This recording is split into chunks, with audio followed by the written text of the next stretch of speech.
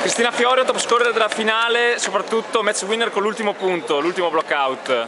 Insieme alle compagne adesso a festeggiare il terzo posto, siete soddisfatte? Prima domanda. No.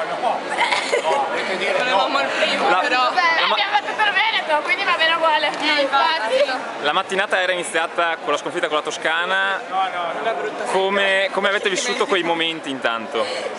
Male, sicuramente, perché potevamo fare di meglio, però siamo molto contenti per aver conquistato comunque il terzo posto.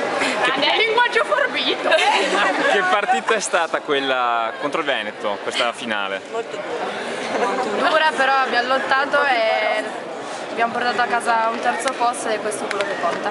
E adesso come passerete il sabato? Il vostro Andate a fare per i maschi!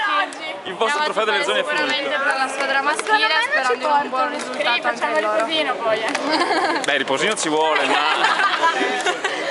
E stasera?